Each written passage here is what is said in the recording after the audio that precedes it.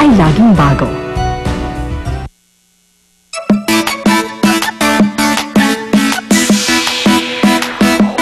Sa pagising sa umaga, iba kung nauna ka. Sa pagbangon pa lamang, iba kung masaya ka na. Kung sa unang hirit ay panalo ka, ang buong maghapon ay tiyak na sisigla. Sa unang hirit, unang-una ka. Sa unang hirit, isyong totoo ang basta. Sa unang hirit, ang saya-saya. Sa unang hirit, unang hirit, unang hirit, mangunguna ka. Unang hirit, unang-una ka. Balitang dapat na malaman, impormasyong may pakinabang, Mga dapat unawain sa ating mga gawain. mga dapat alagaan, ang iyong kalusugan, kapaligiran at kinabukasan. Wala ka nang hahanapin pa. Samahang totoo at kay saya, walang pagod na naglilingkod sa inyo. Sa unang hirit, unang-una ka. Sa unang hirit, isyong totoo ang lahat. Sa unang hirit, ang saya-saya. Sa unang hirit, unang hirit, unang hirit, mangunguna ka.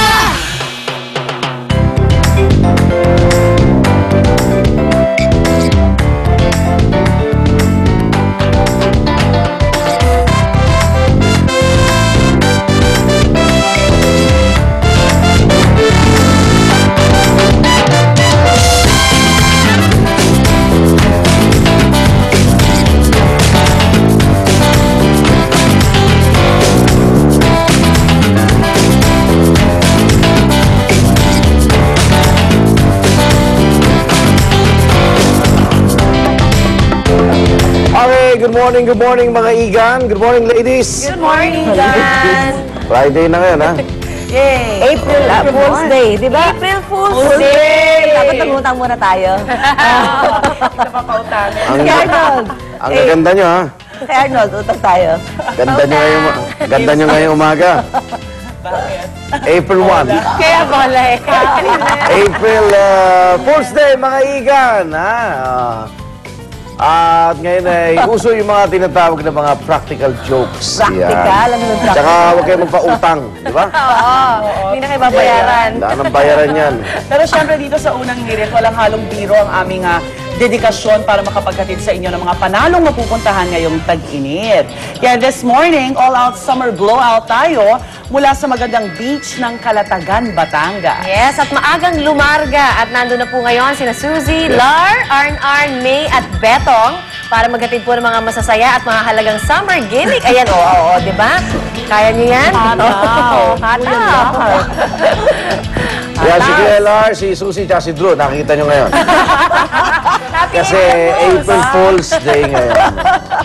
Bigla na i-badge yun na. Hataw na hataw. Hataw. Yan. Dahil sa bayan ni Drew ha. Mula sa mga pinakabagong henna tattoo, sand toys para sa mga bata at mga kakaibang combination ng fruit Ay, shapes. sarap. Lahat yan ibibida nila sa ating layo. masayang pamamasyal ngayon sa Calatagan, Batangas. Kaya abangan nyo ang lahat ng yan mamaya.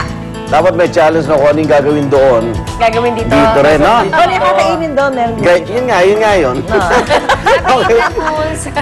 April Fools. Pero bago tayo mag-outing at mag-practical joke, dako, eto, totoo ito. Balita.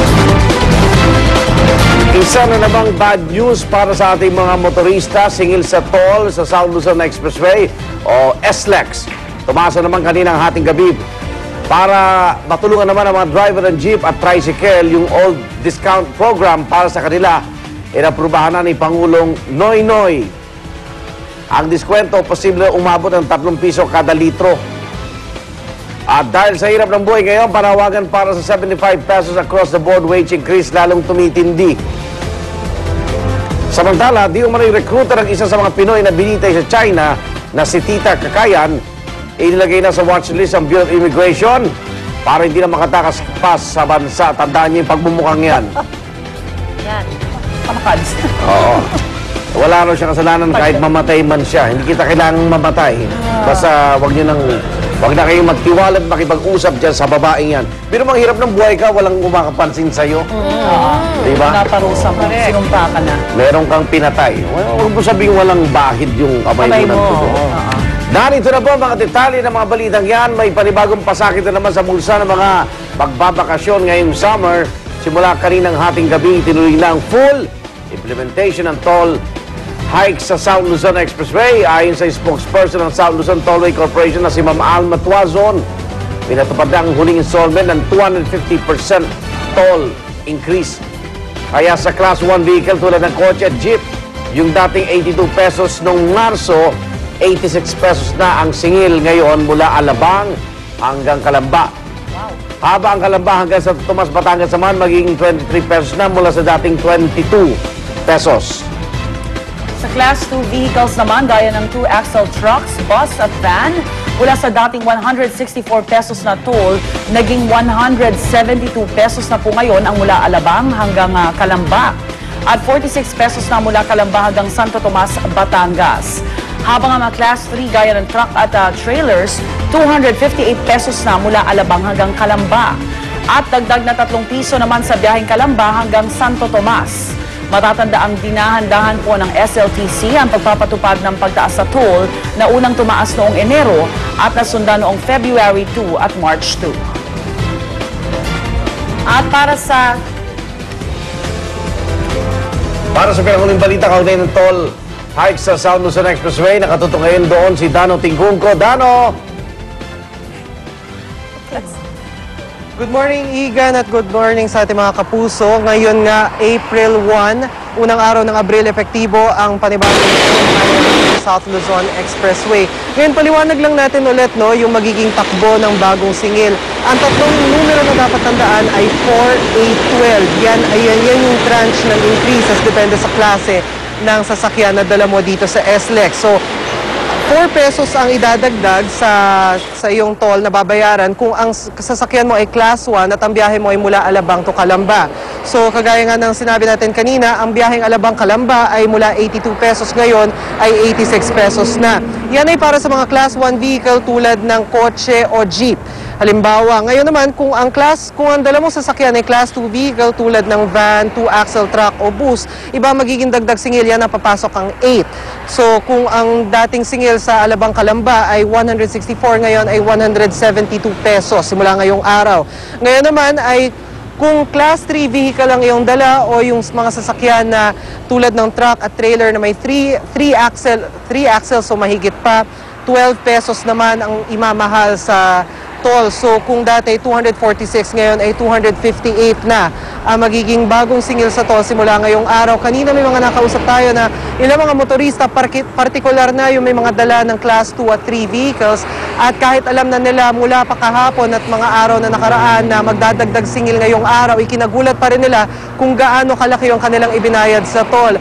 Kung merong iba naman na okay lang sa kanila ang singil sa toll dahil meron naman daw silang pagbabawian ng iba naman tulad ng mga driver ng bus, particular yung mga provincial bus, ay wala raw may mapagbabawian dahil hindi pa naman sila nagdadagdag pasahe sa ngayon ayon sa kanila. Sa mga oras na ito, Igan, ay banayad pa naman ang takbo ng SLEX northbound and southbound dahil nga ngayon ay madaling araw pa lang, pero dahil nga ngayon ay Biyernes, araw ng luwas para sa ilan sa ating mga kababayan, asahan na raw ang build-up ng daloy ng trapiko sa magkaparehong lane sa maghapon. Yan muna latest mula rito sa SLEX. Balik sa inyo dyan, Igan.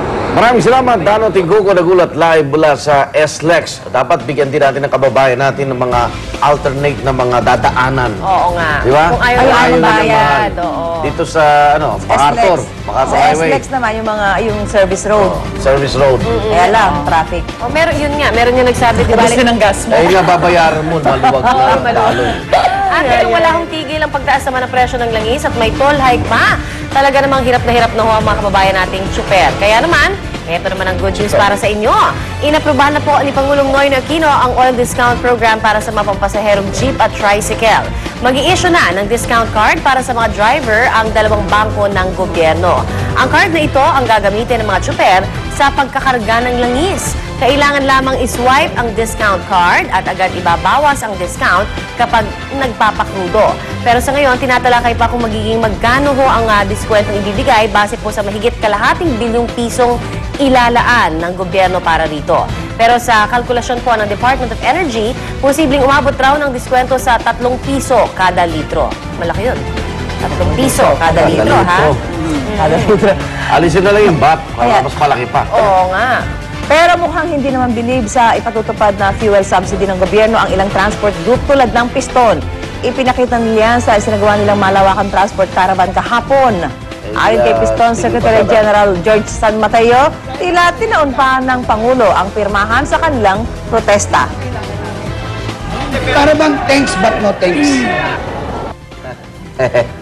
Pangkalahatan naman naging mapayapa ang isinagawang kilos protesta ng Piston sa mga pangunahing lansangan sa Metro Manila, hindi naramdaman ang naturang transport caravan. Hindi rin ito naparalisa ang transportasyon at wala rin na-stranded na mga pasahero. Sa kabila nito, itinuloy pa rin ng grupo ang kanilang caravan mula Quezon City Memorial Circle hanggang sa Mabuhay Rotonda. Pagkatapos ito, nagmarcha sila mula Mabuhay Rotonda hanggang Mendiola kung saan sila nagkaroon ng programa. Panawagan nila, tigilan na ang patuloy na pagsipa ng presyo ng langis at ibasura na rin ang oil deregulation law. Dapat na rin daw alisin ang value-added tax sa langis.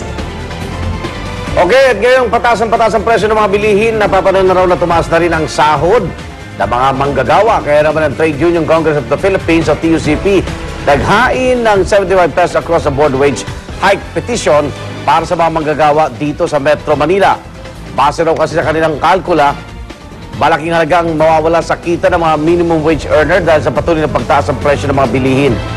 Ditong Pebrero lang naitala ang 4.3% na inflation rate o ang bilis ang pagtaas ng presyo ng mga bilihin. Pero hirit ni Pangulong Noynoy, wala pang 1 taon mula nang huling magbigay ng aumento sa sahod at di pa naman daw masyadong mataas ang presyo ng bilihin.